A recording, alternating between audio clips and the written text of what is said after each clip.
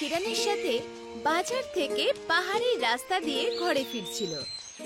বাবা, এখন তো আমাদের অনেক মাস অব্দি বাজার করার কোনো দরকার নেই। হ্যাঁ ঠিক বলেছো, কিন্তু এখন তুমি তোমার রাস্তার উপরই মনোযোগটা দাও, বুঝেছো? এই রাস্তাটা খুবই খারাপ, দেখো যেন আবার হোঁচট না খাও। বাবা, আমি ছোট বাচ্চা নই, এখন তো আমি চোখ বন্ধ করেও ঘরে পৌঁছাতে পারবো, দেখবে? এই দেখো। কিরণ নিজের চোখ বন্ধ করে চলতে শুরু করলো। আচ্ছা শোনো মা, এরকম মস্করা করো না তুমি, এটা একেবারেই ঠিক নয়।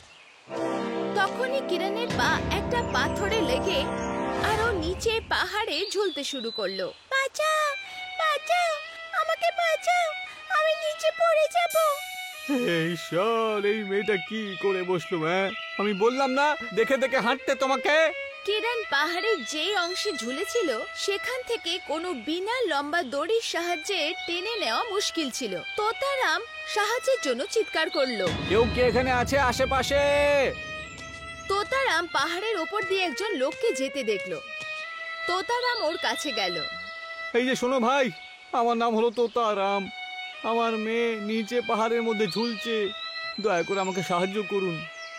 আরে সাহায্য তো আমি নিজেও নিজেকে করি না, বুঝলে? তবে তোমার মেয়ের প্রাণের একটা চুক্তি আমি অবশ্যই করতে পারি। কি বলছেন আমি কিছু বুঝতে পারছি না।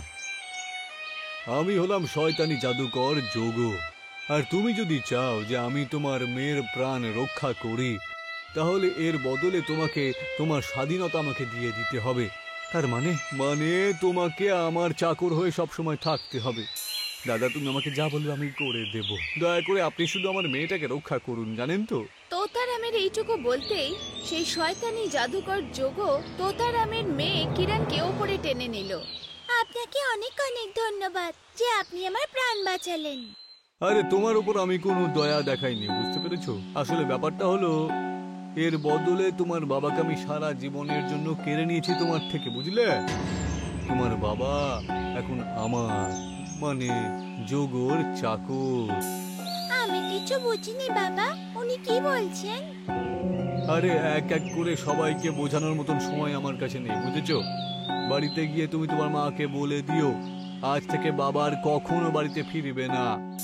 যোগো তোতারামকে নিজের সাথে নিয়ে যেতে লাগলো। কিরণ অনেকবার অনুরোধ করলো, কিন্তু যোগো পেছনে ঘুরে দেখলো না, আর না তোতারামকে দেখতে দিল। যেও না বাবা, আমাদের ছেড়ে যেও না। যোগো তোতারামকে নিয়ে ওখান থেকে দূরে একটা শুনশান খালি জায়গায় তৈরি করা বাড়িতে পৌঁছালো। আর ও একটা জাদুই কাঠের ওপরে জাদুই কলম দিয়ে তোতারামের নাম লিখে দিল, আর সাথে একটা পাখির ছবি বানাতে লাগলো। এটা তুমি কি করছো? আরে তোমাকে পাখি বানাচ্ছি, আর এমনিতেই তো তোমার নাম তোতারাম, তাই না? এখন তুমি আমার জন্য কাজ করবে। কি করতে হবে আমাকে? আমার খাবার, আরাম আর খরচের জন্য ব্যবস্থা তোমাকে করতে হবে, বুঝেছো? যখনই যোগো কাঠের ওপরে পাখির চিত্র তৈরি করে পুরো করলো, তৎক্ষণাৎ তোতারাম পাখিতে পরিবর্তিত হলো। এবার সারা জীবন আমাকে কোনো কাজ করতে হবে না, কি মজা! যা, আমার জন্য বাজার থেকে সোনা তুলে নিয়ে চলে আয়, যা যা যা যা, তাহলে আমি সেগুলো বিক্রি করে পয়সা রোজগার করতে পারবো। যা। যোগোর আদেশের দেয়াতে পাখি বাজারের দিকে হাড় চুরি করানোর জন্য এগিয়ে গেল। এখানে অন্যদিকে কিরণ বাড়ি পৌঁছে সব কথা নিজের মা কোয়েলকে বলল। মা, ওই জাদুকর যোগো বাবাকে সব সময়ের জন্য নিজের সাথে নিয়ে গেছে, আর বলছিল যে বাবাকে নিজের চাকর বানাবে। এইসব তোমার জন্য হয়েছে কিরণ, এই জন্যই বলতাম বড়দের কথা শোনো। মা, আমি আজকের পর থেকে বড়দের সব কথা শুনবো। এখন তুমি বাবাকে ফেরত আনো। ঠিক আছে, চলো ওই জাদুকরের কাছে যাই। কোয়েল আর কিরণ দুজনে ওই পাহাড়ি রাস্তায় যেতে যেতে জাদুকরের ঘর খোঁজার চেষ্টা করছিল। কিছুক্ষণ খোঁজার পর ওরা একটা ঘর দেখতে পেল। ওটা দেখো মা, ওই জাদুকর দেখা দিচ্ছে। দুজনে গিয়ে জাদুকরের সামনে দাঁড়িয়ে গেল। আপনি আমার বরকে এখানে নিয়ে এসেছেন, কৃপা করে আমার বরকে ছেড়ে দিন।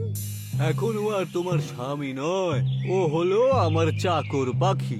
চাকর পাখি? হ্যাঁ, চাকর পাখি। তোমার স্বামীকে আমি পাখির রূপে রূপান্তরিত করে দিয়েছি। কোথায় আছে আমার বাবা? এখন পাখিটা গেছে সোনা চুরি করতে আমার জন্য বাজারে, আর তোমরা দুজন এখন এখান থেকে চলে যাও, না হলে তোমাদের দুজনকে পাখি বানিয়ে ছাড়বো। তারপরে গোটা পরিবার আমার সেবা করো, বুঝেছো ভাই? না, আমি আমার বাবাকে না নিয়ে এখান থেকে যাব না। চুপচাপ এখান থেকে চলো মা, নয়তো আমরাও তোমার বাবার মতোই শয়তানি চাকর হয়ে যাব। কিন্তু মা, কিন্তু বাবাকে না নিয়ে কি করে যাব? আমরা অন্য কোনো উপায় খুঁজে নেব, কিন্তু এখন চলো। কোয়েল নিজের মেয়ের হাত ধরে সেই জাদুকরের ঘর থেকে বেরিয়ে গেল। তখনই তোতারাম পাখি বাজার থেকে লোগোর জন্য ফল নিয়ে ফেরত আসছিল। কিরণ আর কোয়েল পাখি হয়ে যাওয়া তোতারামকে শুধু দেখছিল। বাহ, আমার পরিশ্রমের পাখি, এসে গেছো বাবা, এসে গেছো। আর ওকে খাঁচার ভেতরে বন্দি করে দিল। কোয়েল আর কিরণ দূর থেকে এসব দেখছিল। আমাদের এই শয়তানের থেকেও কোনো বড় জাদুকর খুঁজতে হবে। কিন্তু মা, আমরা জাদুকরকে খুঁজবো কোথায়? যেখানে লোকেরা সব সময় যায় নিজেদের জাদু দেখাতে, কিন্তু আমাদের কাছে টাকা নেই যে আমরা টিকিট কেটে ভেতরে যেতে পারবো, কিন্তু আমরা চেষ্টা নিশ্চয়ই করব। কোয়েল আর কিরণ ওখান থেকে ঘরে যাওয়ার বদলে সোজা বাজারের দিকে রওনা দিল, যেখানে একটা বড় জাদুকরনি জাদু দেখাচ্ছিল। কিছুক্ষণের মধ্যে জাদুকরনি ওদের কাছে এলো। শোনো, আমার নাম পরি, আমি একজন জাদুকরনি। আমি কি জানতে পারি তোমরা দুজনে এখানে কেন এসছো? হ্যাঁ, আমরা আপনারই অপেক্ষা করছিলাম। আমার অপেক্ষা না আমার জাদুর? হ্যাঁ, আসলে আমাদের আপনার সাথে কিছু কথা বলার আছে। কথা বলার আছে নাকি জাদু দেখার আছে? দুটোই। ভয় পেও না মা, বলো তোমার বাবার কি হয়েছে? আসলে আমার বরকে একজন শয়তান জাদুকর নিজের জাদুর সাহায্যে পাখি বানিয়ে দিয়েছে। আপনি কৃপা করে আমাদের সাহায্য করুন। এখন আমাদের কাছে টাকা নেই, কিন্তু পারি কোয়েলের কথা মাঝখানে কেটেই বলল, ওই শয়তানের নাম যোগও তো নয়? হ্যাঁ, কিন্তু আপনি কি করে জানলেন? ওকে আমি জাদু শিখিয়েছি, কিন্তু ও জাদু শেখার পর আমার মেয়েকে মাছ বানিয়ে দেয় আর সেটা রান্না করে খেয়ে নেয়। তুমি কি ওর ঠিকানা জানো? হ্যাঁ, আমি জানি ওর ঠিকানা, কিন্তু দেখুন, আপনি যাই চান আমি আপনাদেরকে দিয়ে দেব। আমার শুধু ওই শয়তানের ঠিকানা চাই আর তোমাদের দুজনের সাহায্য। আপনি বলুন আমাদের কি করতে হবে। যেটুকু আমি ওকে জানি, ও তোমার বরকে পাখি বানানোর জন্য জাদুই কাঠের ব্যবহার করেছে। এই জন্য আমাদের ওই কাঠটাকে নিতে হবে আর ওখান থেকে তোমার বরের নাম আর পাখির চিত্র মেটাতে হবে। ব্যাস এইটুকু ব্যাপার। এটা যতটা সহজ মনে হচ্ছে অতটা নয়, কারণ জাদুই কাঠের ওপর যে চিত্র ও জাদুই কলম দিয়ে বানিয়েছে সেটা মেটানোর জন্য একটা চমৎকার ঝর্ণার জল চাই। আপনি কি ওই ঝর্ণার থেকে জল নিয়ে আসতে পারবেন না? নিশ্চয়ই নিয়ে আসতাম, কিন্তু এই ঝর্ণার জল সেই নিয়ে আসতে পারবে যে নিজের জীবনে কখনো মিথ্যে বলেনি।